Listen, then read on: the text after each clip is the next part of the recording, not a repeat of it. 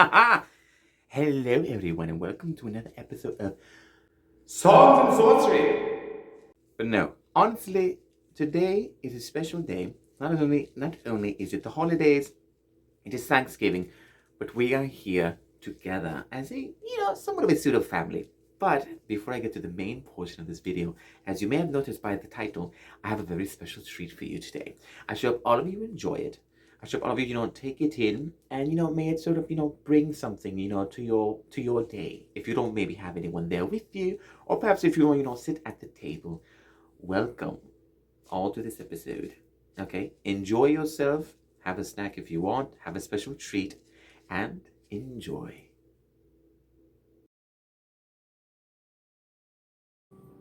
I don't know why this one just looks so good. I don't know what it is. I don't know if it's because it's Mike or it's you. It is. It's most definitely not me. I look like I'm sitting at a Nona's, like a gothic Nona's table waiting for my carbonara. She's making food? Yeah. All right. Well, hi everyone. Welcome to another episode of Songs and Sorcery.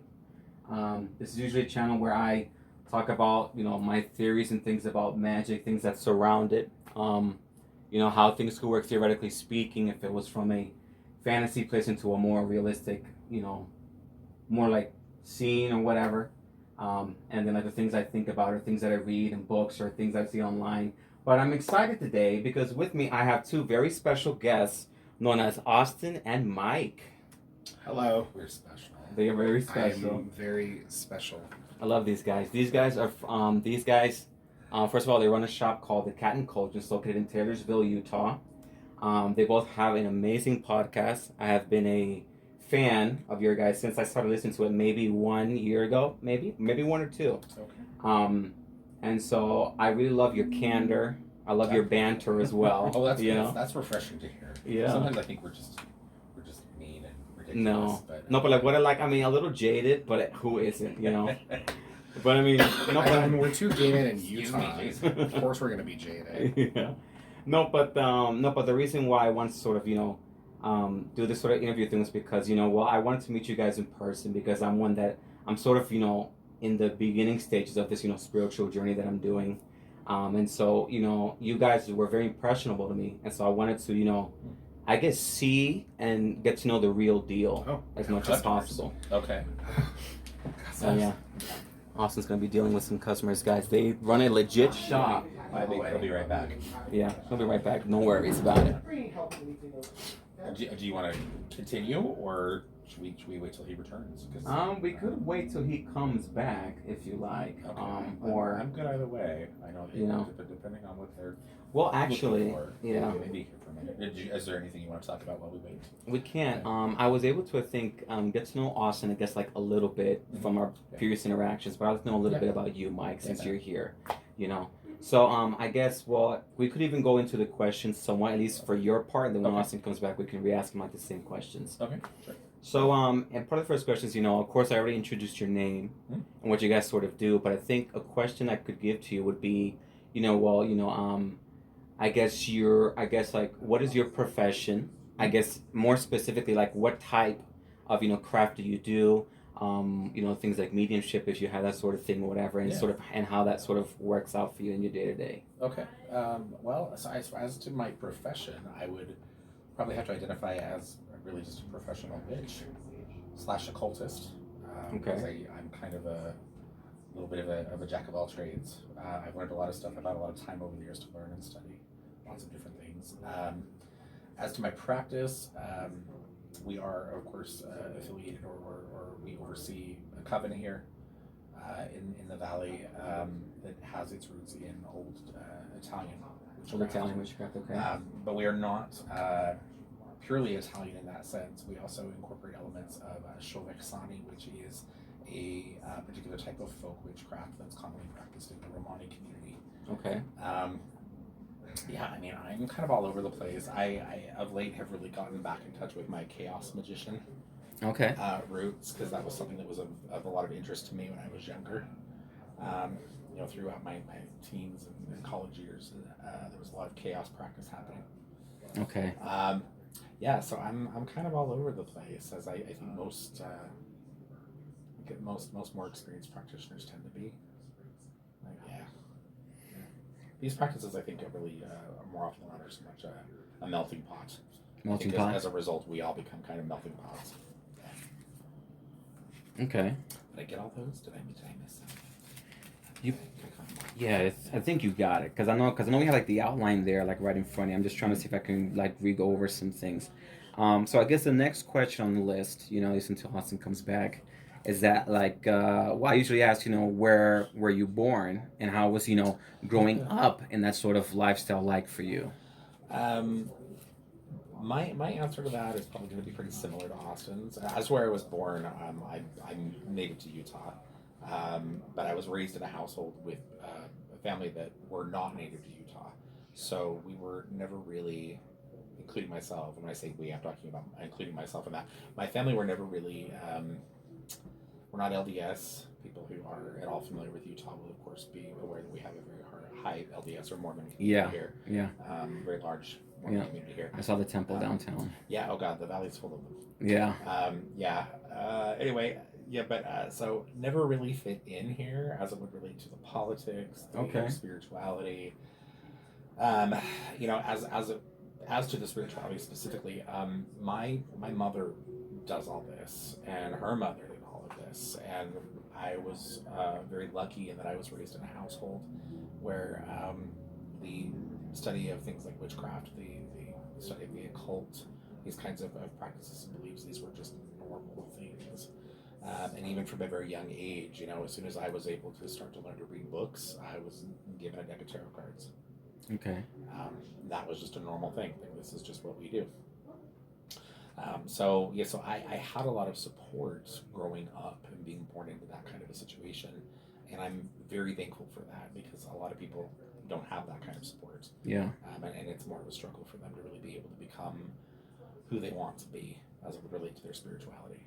And that more so was, I guess, the motivation for you to just keep practicing this sort of thing, right?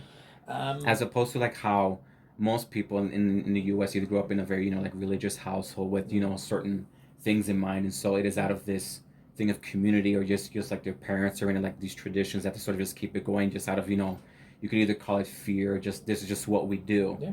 But, but I don't think you guys are necessarily bound to that same sort of need. I think that no, I think you're right. I would agree with you there. Okay. I will say though that it's a slightly different situation. I think growing up, how to word this. I think most people, when we get to a certain age, I think most of us have that moment where we need to, test a boundary or we need to assert ourselves as an individual in some capacity. Yeah. And if you are someone who's grown up with a lot of religion, mm-hmm. That's usually, what that looks like is, you go out and you do some partying as late teen, early 20s, right? You go and figure out what that is, you drink your first beer, you have your first one night stand, right? Yeah. Whatever that's going to be, right? Yeah. As someone growing up in a family of practicing witches, I think that what that rebellion looked like more for me was getting to a point where I graduated high school. I had a plan for myself as it would relate to continuing my education and going into college.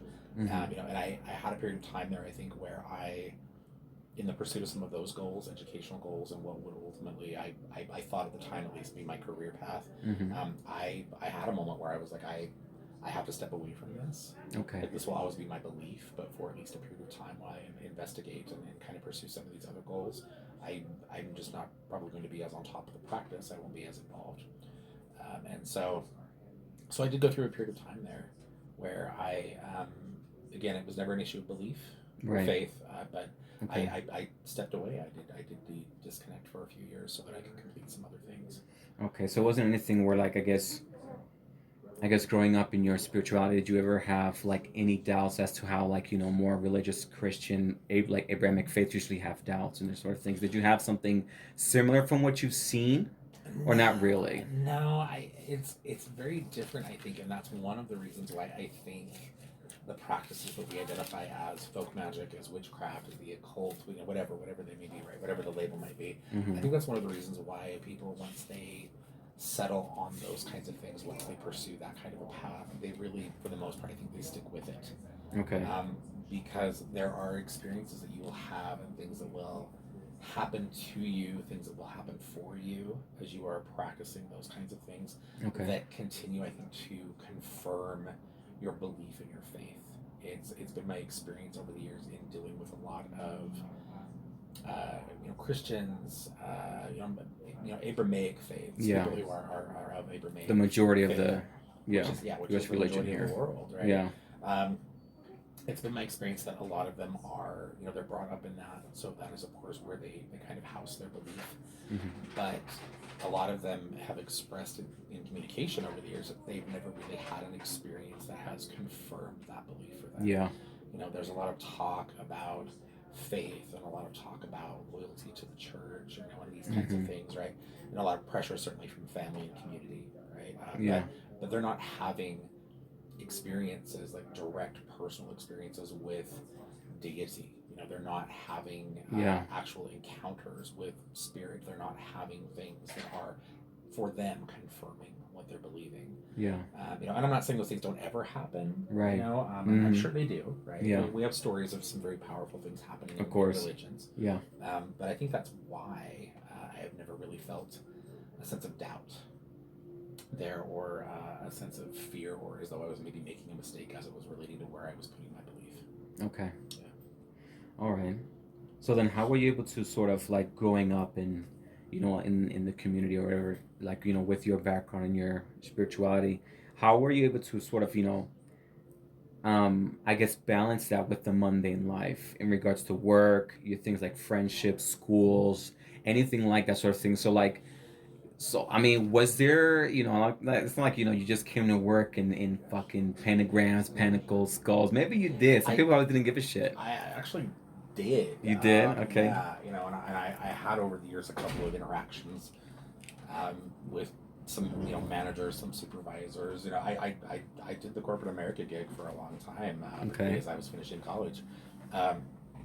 And I had some interactions and some experiences with some people where they were obviously like, oh, you're just a Satanist, or or something. I've had those interactions with people, particularly when I was younger and a lot more rebellious and wild. Mm-hmm. But as to the first part of that question, and to maintaining a sense of balance as it would relate to work and friendships and things, I don't know, and this is just me personally. Like I don't know that I ever really did. Okay. Like I've never really prioritized those other things over my personal connection to witchcraft and the occult. Okay. And it was very clear to me from a very young age, and I think a component of that is because of the structure of the family I grew up in. Yeah. I think that if you grow up in a situation where you've got all of these other people that are supporting that, this is our belief system, this is what we do, this is how the world really works, right? Yeah. You're inclined to kind of hold on to that. It's like religion in that sense. It's bones. Pretty similar. And as I grew up, it was very clear to me that if I met someone, that I would consider, establishing a friendship with, if I met someone that I would consider establishing any kind of other connection with, that person needed to either be what I was, or they needed to be very open to what that was, and still entitle or allow me to continue to do that and be who I was going to be. And I think that's probably one of the reasons why over the years I haven't really ever had a very large friend circle. I've never really had a lot of personal connections, and I'm okay with that. I do better like that. But that's why I think I've been unwilling to compromise. Okay. Yeah. Okay. Yeah, because that's sort of because when you're talking about that, that's sort of how, like how I grew up, or at least how I've seen other children grow up. I think within the church or anything like that. You have this sense, and your parents reinforce of, well, what we believe is the right thing. This is how we do things. Compose yourself a certain way when you go out in public, because you're not only representing the family, you're also representing God or anything like that. So there's a lot of, like, I guess, like angst in some of those people when they're going to school or anything else, because they want to make sure they're doing well, and then they have this, I guess, like this sense of guilt that's sort of built within them. Yeah. Sort of like a shaming sort of technique to ensure that they stay in line and stuff. Yeah. But you've never really had that sort of, I guess, negative impact from what you believed in, because I think your thing was probably a bit more accepting, I guess, open of who you are as a person versus, putting restrictions on human nature. Definitely more accepting, definitely more open. I think maybe another way to distinguish those kinds of dynamics, when you look at the expectations and the pressures put on someone who is born into and coming out of a family that is more orthodox in their religious views. Yeah. Those people, as you were saying, they usually go out into the world and they tend to operate a lot from the perspective of, everybody's judging me. I need to be perceived to make sure that I'm not sinful. I'm never in the wrong. That I'm always doing the right thing. Yeah. A lot of it, I think, comes down to the way that they view themselves as individuals. Like, I need to behave in a certain way, otherwise I'm bad. I need to behave in a certain way, otherwise I'm wrong. Yeah. And as witches, I think if you grow up with that in you, it's very clear. I think it's made very clear early on that the majority of the people around you, particularly in the way that they value false and shallow things like greed and fear, and the way that they let these kinds of things run their lives, it's more, I think, the perspective of a lot of the people around you are wrong. Yeah. And not that they're bad people, right? But a lot of the things that we tend to value in just common society, like these are probably not the best things to be valuing. Yeah, makes a lot of sense. Yeah. So before we go any further on our role here, I want to go back to Austin. So I know you have to step out for a bit, handle grown up matters. You were adulting for a second there, but we appreciate you for your it. first time. Yeah. Yeah, I had to have the sage conversation. Oh. That is your favorite talk. I didn't hear any screaming coming from the other room. So that's I'm sure because I was very calm about it. You were in the zone. You were zen the fuck out. Yeah. Yeah, no, I'm fine. All right. I may or may not have an edible in my system because of the pain in my back, but I'm fine. As long as it's helping you. I am fantastic. All right. Yes. Okay, so I did want to go to Austin, I guess, to pretty much give you the same questions that I was pretty much running through with Mike. Okay. However, I'm not sure if you guys perhaps wanted to open your gifts now. Oh, since we have it on the table and we have both our lovely guests here with us. Very curious. Yes, you were so sweet to bring us little no problem. Future note: anyone who sees this, if you ever would like to interview us or have us involved with your project, you must also now bring us gifts. Jack has now set a precedent. I'm just kidding. So okay, well, but you mentioned that I'm very curious about these glyphs. Yes, so, these are ones that I sort of made. Oh, okay. Envisioning sort of things, yeah. I'm even more intrigued. Yeah. So, okay, so what do we have? Even the lettering runes I also created myself. I did it, I think, since I was a child. But this one we have here, it's called Inspiring Joy.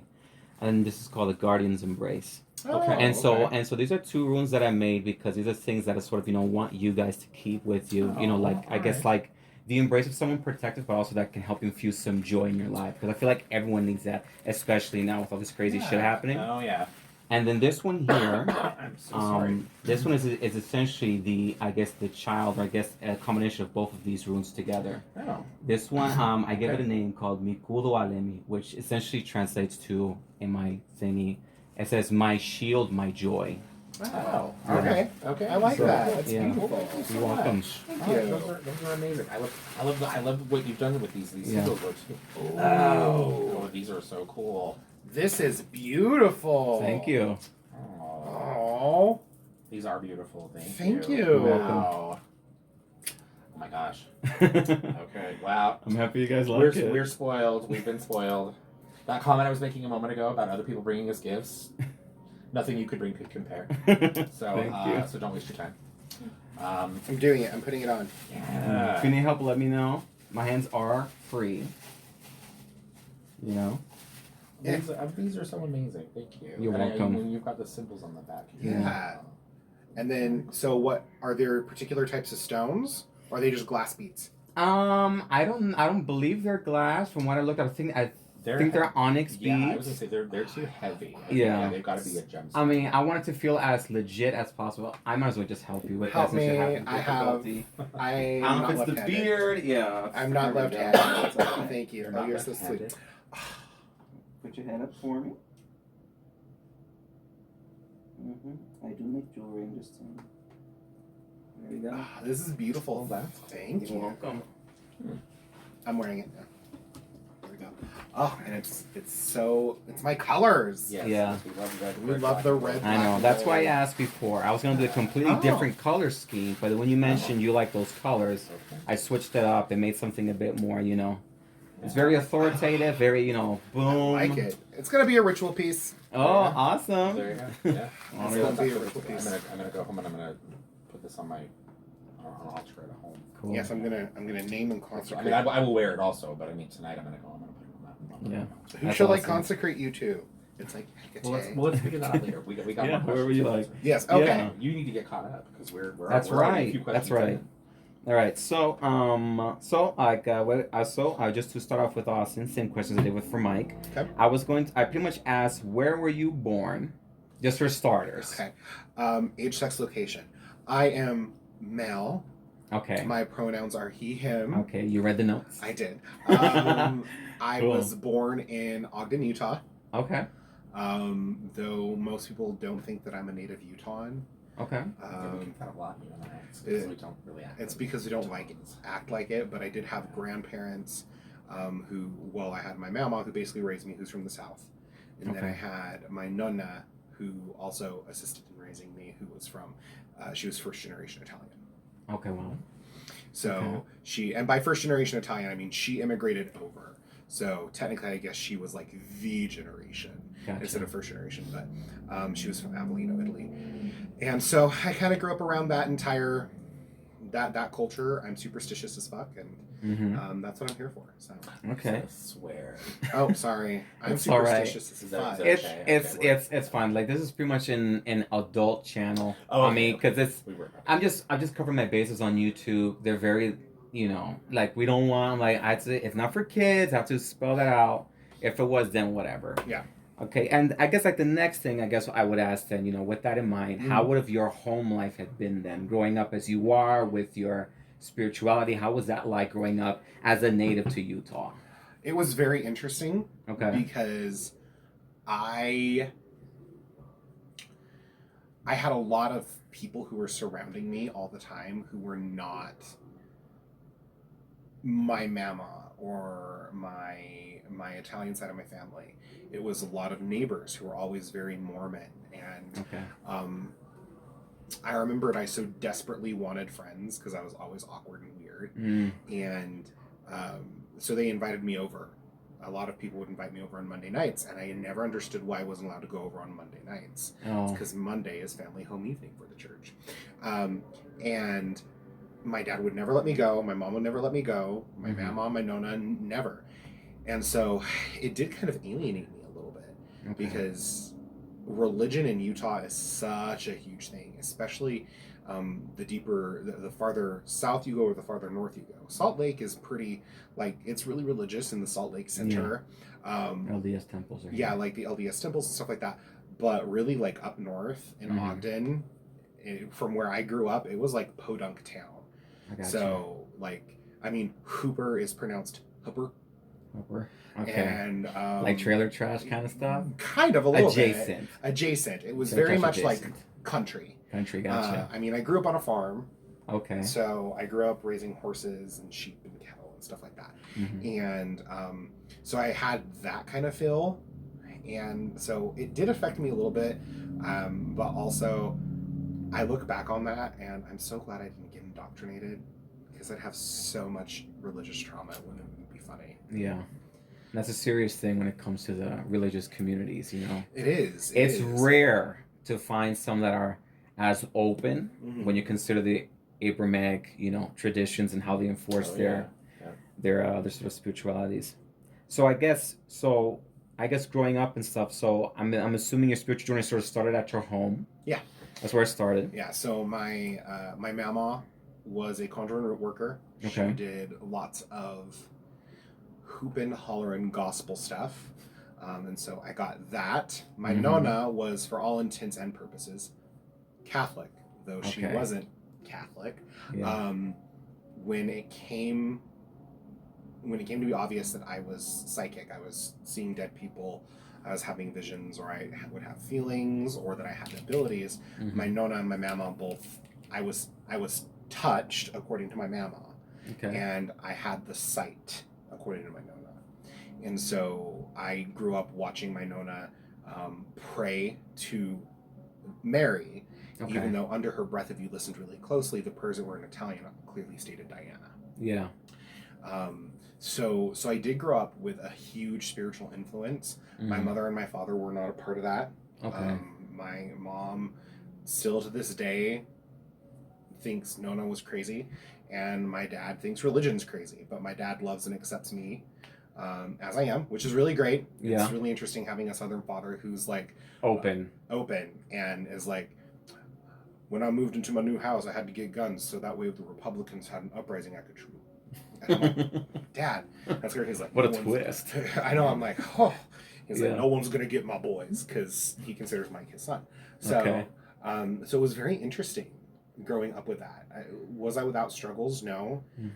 But I was most definitely that weird kid where people would be like, oh, well, we have a ward meeting tonight. And I'm like, a protective meeting? Yes. An enchanting Interesting. meeting? What are you warding? Or like they talk about steaks, and I automatically went to like, Omaha? a steak dinner? Like, I need some prime rib. Medium well? Medium well, please. Yeah. Medium rare. Thick cut. Yes. And I never understood it. I always thought that like steak meetings were literally just communities of people eating steak. Yeah. Until finally in college. Not a bad community. Yeah. I mean, my friends pointed out, and I was like, oh. That's less exciting. Less exciting. So that's really what it was. It was huge, and it was very influential in my life growing up. Okay. All right, and I'm assuming, well, I guess you're by seeing how you have a pretty much a supportive father and stuff. You sort of didn't really need a motivation to keep up your spiritual practice, then, right? It was just something that you sort of kept going, or did you at any point where like, I'm not sure if this is for me, try something different? Did you ever have anything like that? I did. So as I grew up, my mom and dad were very not involved in my spiritual practices. Okay. They just backseat, whatever made me happy made me happy. Okay. My dad thought it was really, really weird, so he told me to just tell everyone I was Catholic. Okay, cool, fine. But as I was growing up, my Nona died, and so I lost the connections to the old practices of the family.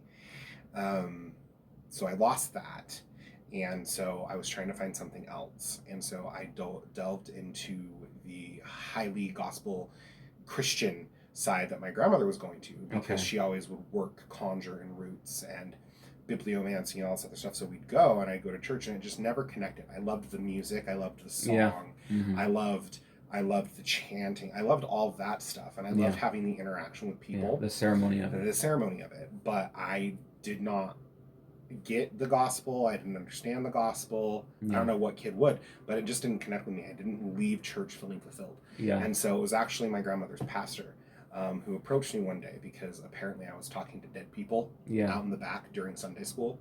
And so he approached me and was talking to me as like an 11, 12-year-old, and he was like, so where do you feel closest to God? And I said, well, I feel closest to God when I'm outside. I feel closest to God when I'm talking to the spirits that I see or feel than I do to the living people, or even you when you're reciting sermon. And I told him, I said, I can feel your fervency for it, but I can't.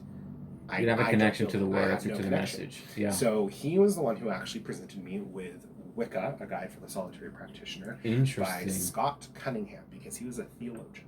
And so he handed that over to me, and he said, if I see you next week, that means we're going to continue our search for your spiritual well-being. If I don't see you next week, I'll take that as a good sign. Well, I showed up the next week, and I needed to see me. He was like, oh, and I was like, no, I just wanted to say thank you. So I then pursued Wicca. I went through levels of initiation in Gardnerian Wicca as soon as I became of age.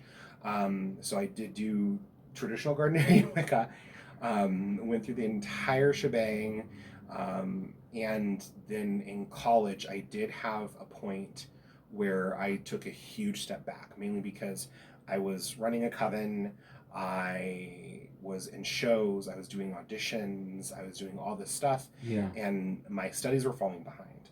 And so I decided to step back and away from the coven. On top of that, I had some other reasons why I was stepping away from the coven. Just personal concerns and ethical issues that I had, and pursued college more fervently. And I still had my own practice. I still I still honored full moons and Sabbats in my own way.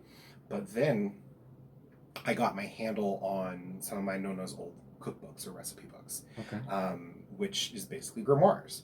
And so I would have writings on her tarot and how she interpreted it and stuff like that. So I then started learning from that, kind of got my ball bearings there, reestablished my own feel and tradition from what I could pull from those things. And then I got with Mike, and that's all she wrote. And now here I am. Wow. So I've never not been a witch. I have had those moments or those crises of faith, but they're usually very few and far between. It's interesting when you mention the thing with, I think the pastor, I guess, for the person that was here, I guess, met you outside and spoke to you about it. It's a bit unheard of. Very unheard of. Because, I grew up in very, Pentecostal, very fundamentalist Christian churches and stuff. And so any concepts of any person supposed to be speaking with spirits, it's like those are just demons that they like they lie about their identity as someone who has a long past because they want to deceive you, they want you to get you down this dark path or whatever, and they pretty much nail it in, and so it was weird for me to sort of hear that. And then there's another part where it's like what you feel about not having a connection. It's pretty much normal for kids growing up in church because they don't really know the depth of that sort of message. It's sort of something that sort of, I guess, awakens in you a little bit more. But you're sort of doing the heavy lifting of explaining what you're reading, so that's meaningful to you. I've given sermons before.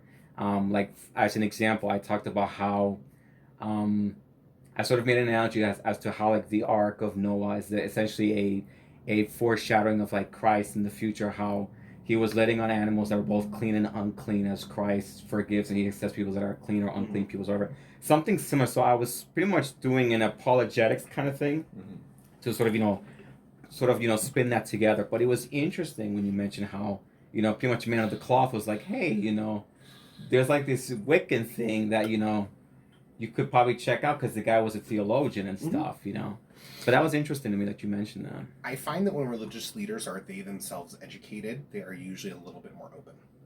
Yeah. And I mean, this was a younger person. He grew up in Utah around individuals being Pentecostal and being surrounded by Mormon. Yeah. So he has witnessed and experienced those things as well. Not disintegration. Okay. Not disintegration. Not disintegration. I can't remember the word that was trying to come to my mind. Describe it, if you can. Deconditioning. Not deconstructing. Not deconstructing. It's people not being like welcome into things. Alienation. Alienated. He's isolated. Isolated, yeah. Okay. I don't know where the D word was coming from. Looking for the D, huh? Yeah. Okay. That's what it sounds like. Okay. All right. So you never really had, I guess, that issue then with trying to balance that sort of spiritual aspect of life with the mundane realm then? I mean, not really. I think everyone has that. I mean, yeah, I've had to have those moments where my craft takes a back burner, or I've also had those moments where my mundane life has had to take a back burner. Okay. But I don't think that any witch, any practitioner is without those things. Okay. It's just a matter of how we navigate them. Because I grew up around this practice my entire life, it was so ingrained in me, and I never felt anything different. I never felt the need to pursue anything different, that I could navigate those aspects of life that I would struggle with while still being connected to my practice. Okay. So it would be like, so you'd have that same reaction regardless if you were in, like, I guess looking for certain friend groups, going to work, things like school. Yeah. You didn't really have any issue with, like, I guess just existing out and about, like. I never really did. I mean, I was more about the gay thing than I was about the witch thing, honestly. Yeah, I get that. And I think that's just because that's what I was picked on more for growing up. Me being a big old homo. It's the first time hearing. Explains why you're looking for the D, though. You pervert. Always. But no, like, I was more weirded out. Not weirded out. I was more cautious about that, and honestly, my desire to not go into corporate America than I was about my witchcraft. I was always the weird friend when it came to that stuff. Everyone always needed the token, oh, he's not Mormon. Yeah. He's cool, guys. He's cool. Yeah, he's cool. He's cool. He's Catholic. Yeah, kind of. Catholic. He's decaf. That weird Catholic Yeah. kid. He's Lutheran, guys. He's Lutheran. There you go. Okay. All right. So now we're sort of caught up. Okay, somewhat. cool. Sweet. Thank you for joining us. You're welcome. It took a while, but you Totally made awesome it. superstar extraordinaire. You're welcome. So, what are you guys able to recall your first spiritual encounter or experience growing up? I actually related what just on last week's episode. Actually, I was talking about it's it's October, right? And Yeah. everybody's really into like scary horror, spooky stories. Good stories, this time of yeah. year, right? Those are always good, I think. But they're people want to hear that this time of year, right? So this month we always try to share some personal experiences that would relate to the supernatural. And I shared one last week about the house that my family moved into just shortly before I was born. Okay. And the spirit that was in that house, who was an elderly man who died in that house. He'd owned that house previously. And in that home, there was all kinds of activity in that house. But I remember as a young child in that house, in my nursery at night, that spirit would come into my room at night. Mm-hmm. And then there were multiple experiences in that room where like something would be moved, a toy would move. Were you touched? I don't ever remember being touched. Okay. Which is good because we know that the ghost wasn't a pedophile. Okay, that's good. That's a relief. But Show us on the doll Nope. where the ghost. Show us on the voodoo doll where the ghost touched you. Show us on the puppet. Yes, on the puppet. No, seriously though, I don't remember ever being touched. I did have an experience years later. I must have been about 7 or 8, and we were traveling cross country, and we stayed the night. My mother and my sister and I, we stayed the night in a Motel 6. And I'm sorry to hear that. Yeah, right. Single mom, she was poor, right? That's where we could stay. Yeah. While we were traveling, and I remember having an experience that night where I have. As a psychic, I'm a physical medium, and I also have some skill with psychometry. Okay. And so I was probably about 8 or 9 years of age at this point, and we stayed in this hotel. It's Motel 6 overnight. And I woke up in the middle of the night, and I was channeling what I can only refer to as a memory or an echo of something that had happened in that room. Okay. And my mother tells this story about how I am screaming in the middle of the night, and I'm like holding myself because I'm like, please don't stab me, please don't stab me. These kinds of things, and feeling that, like reacting physically as though I was receiving like physical wounds. And I had a really high fever. Anyway, my mother found out the following morning after she got my cousin came to meet us there and brought some things, and they were able to get a fever that I had to break, and I finally went to sleep. And the following morning, my mother went down to the office, and she found out from the person that was managing the office that like a month prior, 2 people who'd been staying in that room had gotten into a fight, and one of them had stabbed the other one. Oh my god. On that exact mattress. Like they hadn't even switched out the mattresses. Wow. They just flipped the mattress over. So my mother went back up to the room, and there were still blood stains on the underside. Oh my god. So that would probably be the first experience I can recall where I remember having feeling physical connection with spirits. Okay. Yeah. And quickly, you mentioned psychometry. Could you explain to the viewers what psychometry is when it comes to mediumship? So when I touch things physically, I pick up, I get images. Okay. And the only way to really explain it is it's almost like I will see a playback in my head. I gotcha. Of a memory associated with the item. That's like, do you remember the movie like The Little Vampire? I don't think I ever saw that movie. Tony, he moves into a house, old Scotland. He's having dreams about vampires. I guess like this amulet that took place hundreds of years ago. Okay. And then it turns out that the amulet was buried underneath the floorboards of his room. And he was having, I guess, memories of the amulet. And so when he touched the amulet, it sort of took him to like this different area where he saw it was a relation with something. Almost like how Cal Kestis in Fallen Order, when he touches something that was connected to the Force, to another user, he's able to sort of play back what was happening during that time in real time. Yeah, that's basically a good way to explain it, or to kind of put more of a visual to it. That's kind of what it is. Like basically, I pick up on memory that is connected to the item. Okay. Okay. So what about you, Austin? My first time encountering a spirit, I remember I was 11 years old. I was laying in my bed, and this woman showed up at the base of my bed. Her neck was broken. Her body was contorted. I could see the bones coming out of her neck. God. Were you in the Conjuring house, or? No, I was just in my home. Okay. And I could smell gasoline and fire, and I could see her, and I started experiencing the heat and the panic, and she just looked at me, and I couldn't speak, I couldn't scream, and then finally, when I was able to get out and scream, my Nona at this point had passed away. Okay. I actually saw my Nona come in and remove this spirit.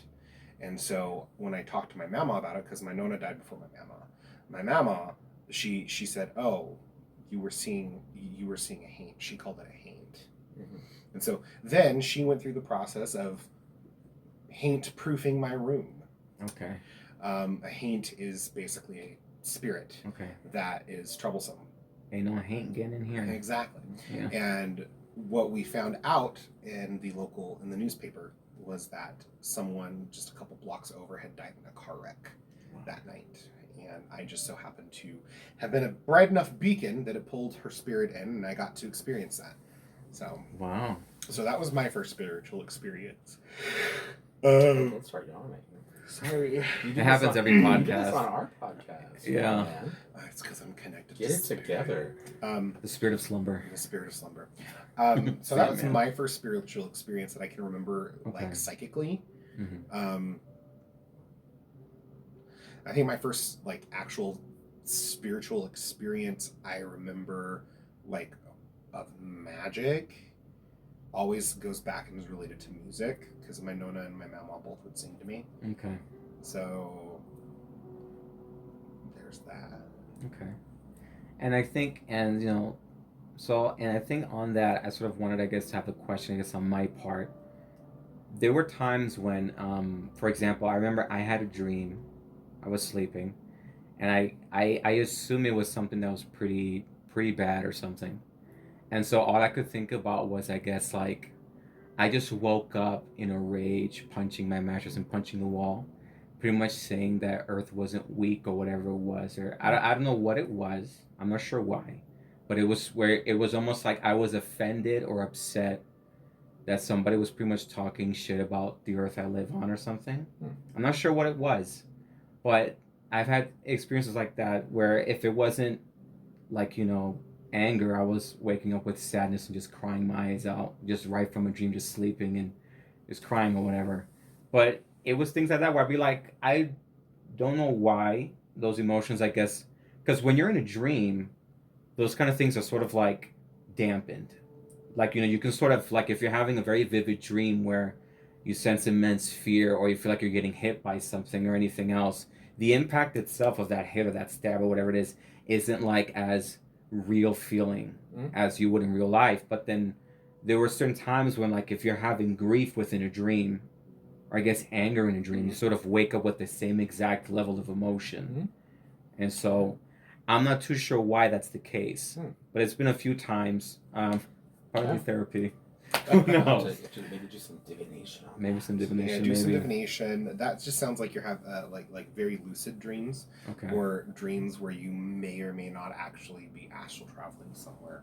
Interesting. And just having a lot of lucidity to them. Okay.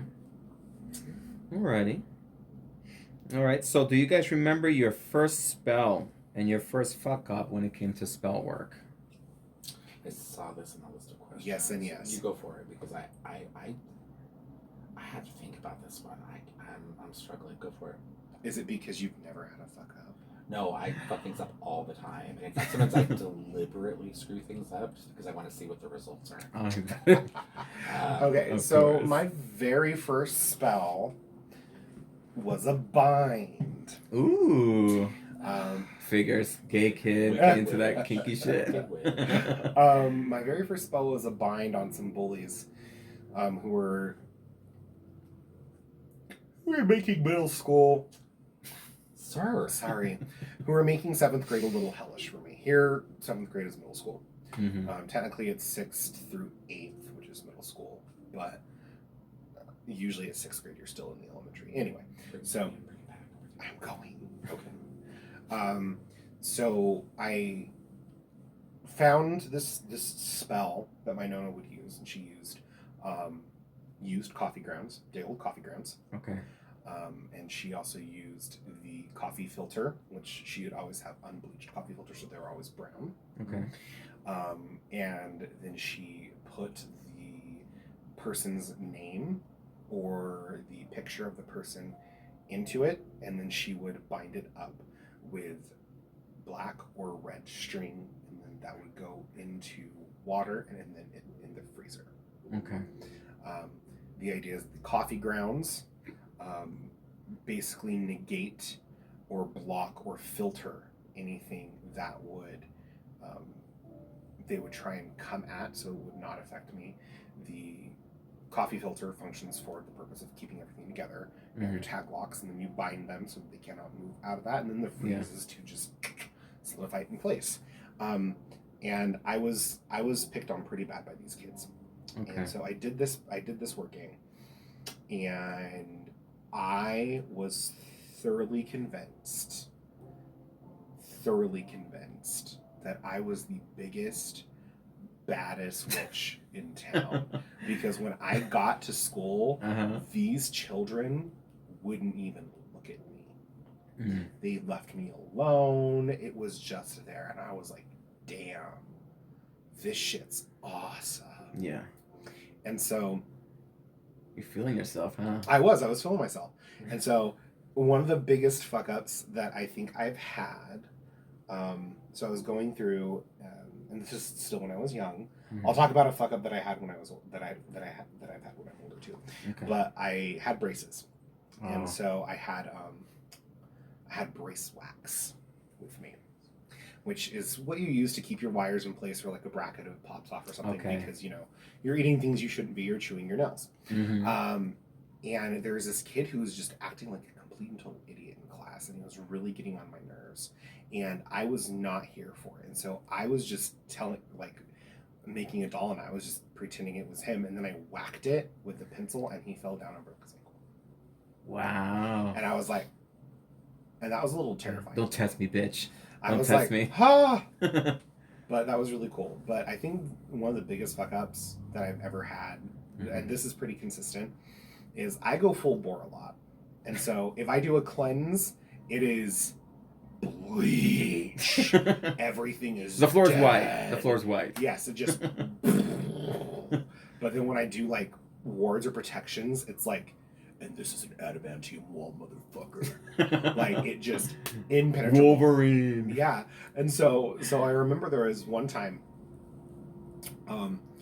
we had done a cleanse on the shop. This is when we first opened, and we had done a cleanse on the shop, and we're like, okay, now we need to reward. And so it's like, okay, I'll go ahead and I'll take care of that. And I went out and I started rewarding, and for like 2 days, it was just dead.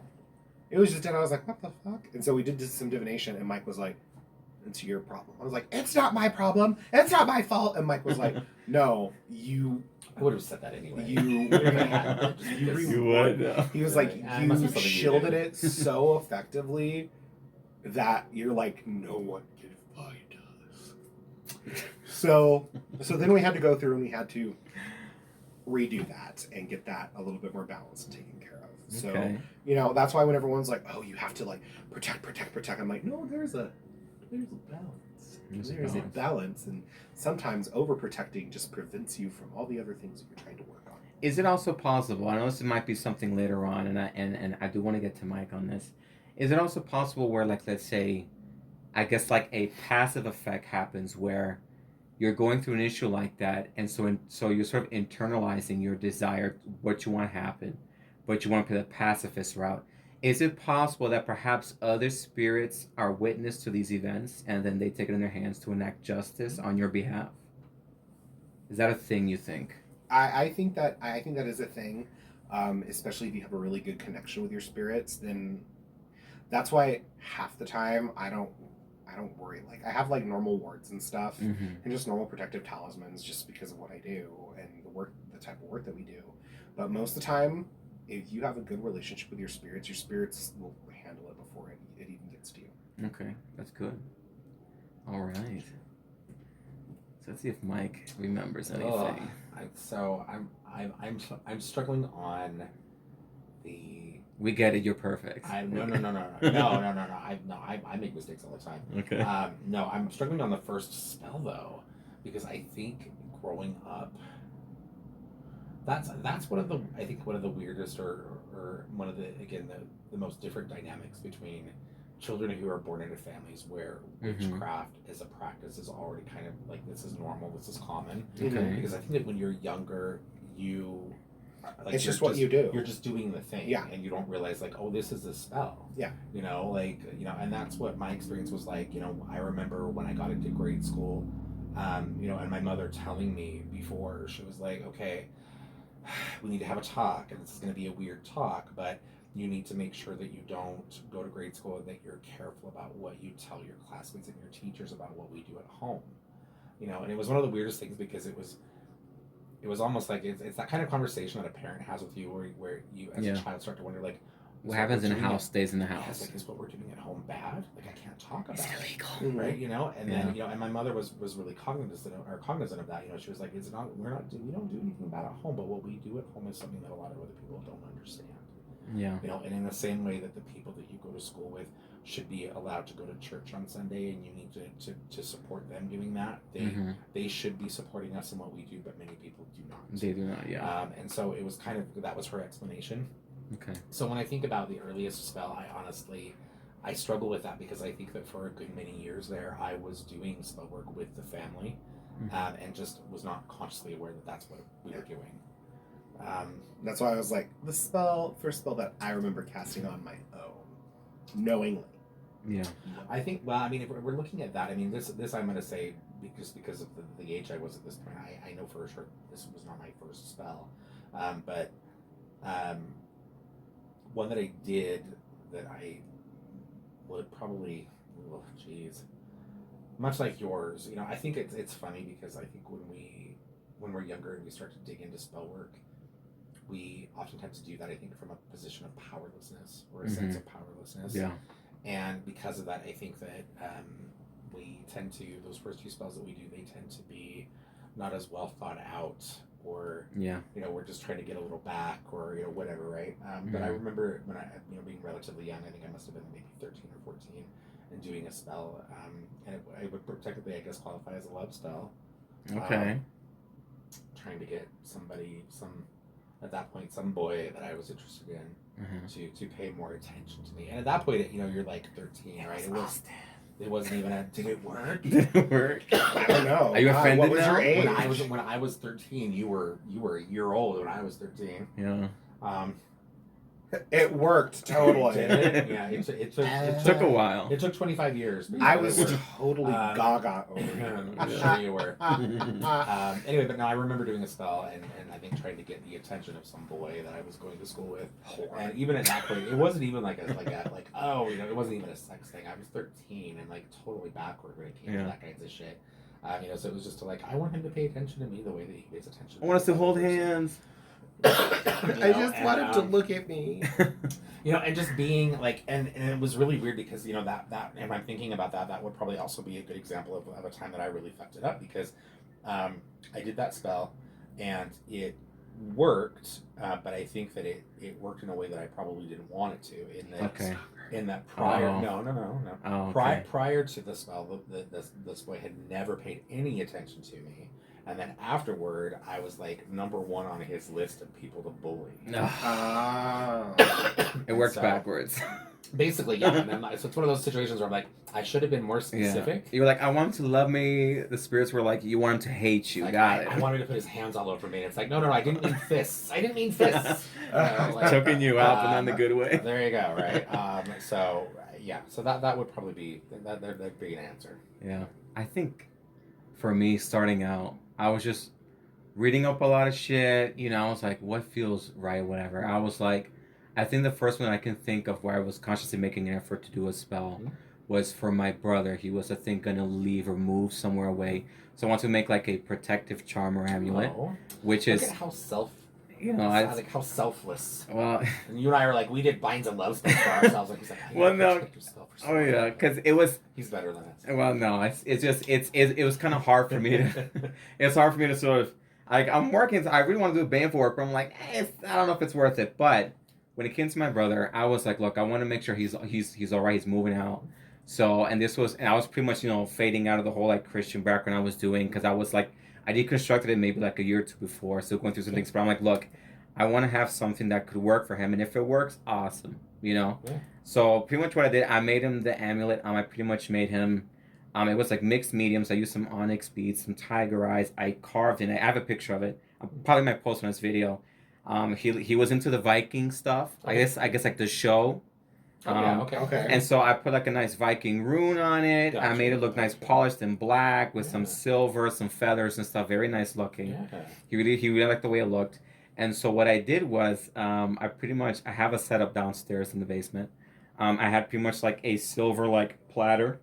Not silver. It was just like a plastic platter, and I put 2 candles in it, and then I think before I lit the candles, and I was pretty much invoking a purpose. It's like I'm using the candles as a beacon to sort of attract the spirits to this to bear witness or to and then I was also offering it up as energy for the spirits to use for whatever they need it for. Gotcha. And so then I had a pretty large palm stone of labradorite to help, I guess, strengthen my working to whatever I was doing. And so I essentially just had that, and then I pretty much put the amulet on top of the labradorite, and then I put my hands on the labradorite itself or whatever, as almost like trying to give it purpose or feed something into it. And so I was pretty much like calling out to the spirits to, I guess, see what's going on, any ancestors that were around. I gave them my brother's name, so that it makes it easier for them to locate wherever he's at. Like he has my last name, this is his name, descriptors and stuff. Right. To sort of help anything else out, whatever. So I mean, he loved he wears it every now and then, and he's pretty much fine. But doesn't mean that necessarily worked. Because he could have probably just been fine even if I didn't do it. But I was like I feel the need to do this for you because you're my brother. I love you, and I want to make sure I can, help you out because sometimes God doesn't give a shit, but I do. Yeah. So, I'm like, let me make an amulet. If there's spirits here, you guys take some incense I brought out for you guys, some candles and shit. Use that. That's my little payment. Just make sure his trip is okay or whatever. Yeah. That's pretty much just what I did. Yeah. But I'm also extremely skeptical when it comes to that sort of thing. So I was like, was it power that I tapped into, I did or whatever, or was it just, coincidence that he just was fine or whatever, because a million things could have happened. But I was like, I don't want to take chances if I can help his chances out. That's pretty much just what I did. Well, that's basically what witchcraft is. Yeah. Witchcraft is probability. It is. It's probability. You also have to look at the effect on the person. I mean, it's possible that in the correct structuring of that talisman that even if you were to take a more skeptical view and say like, oh, I don't really know that there was any power in this. Yeah. You also have to say that it's equally likely that each time your brother looked at that, he was reminded like, oh, this was given to me. Yeah. And each time he maybe looked at that or put that on, he had a slight mental like I need to remember to be careful today. And I also remember when it came to making the amulets, I had issues with yours as too. Okay. Whenever I make anything like that, it's like I snap. Like I change. I start cursing at the amulet. I get very mad. Okay. For his, it happened, and apparently it's supposed to be onyx is good at absorbing negative whatever it is. So I was just cursing at the onyx. I was like, fuck you, you piece of shit. Okay. You don't fit. I was like, fuck you, and I would yell so loud inside the house, because I'm putting work into this thing. I was like, you have to work for what I want you to work. Okay. Tiger Eye, stop crying. I'm talking to the onyx. I'm talking to this because even the backing for the I guess for the jewel, that's wood. Okay. That's wood. Yeah. Just like what I made, but it looks like stone or whatever. But I do some work on it. Yeah. So I was just like, look, let me just do this to here. I was channeling rage into the amulet to test it out, to get it like I think I like this rage, you know? Gotcha. Okay. Just, you know, so Okay. like just take more of that negative shit if you like it, you know, but that's what I was doing, Gotcha. you know? Yeah. All right, so now we're gonna jump a little bit ahead. Let me see here. So you guys mentioned you guys are mediums. You do the more psychometry, more physical medium, and you're more so like visual, like you see spirits and stuff like Yeah. that or whatever. I am a visual / mental / emotional medium. Okay. Like, basically, Empath on steroids. kind of. Girl, you busy. really what it boils down to is I do have physical mediumship capabilities like Mike, Okay. but I hate them. I hate them so much. Yeah, I'm not too big a fan of mine. And I just so happened to have been able to tell those things to fuck off. Okay. And adjust them just enough to where when I do open up to do mediumship, I can fend that off for as long as I need to, which is probably one of the reasons why I struggle with mediumship with my clients, because automatically it comes through and my body's like, oh, you're gonna feel this, and I'm like, no, I'm not gonna feel that. Just tell it to Don't touch me there. Just speak it. Just whisper sweet nothings into my ear, Grandma, just whisper sweet nothings into my ear. Yeah. Don't forget to turn off your eyes. Okay, Grandma, thank you. You know, so Don't touch yourself. You'll go blind. your hands will become Too late. But I don't. But yeah, I'm not a physical medium. Okay. I don't like to do that. So I'm most definitely more like I get images and stuff and stories in my head.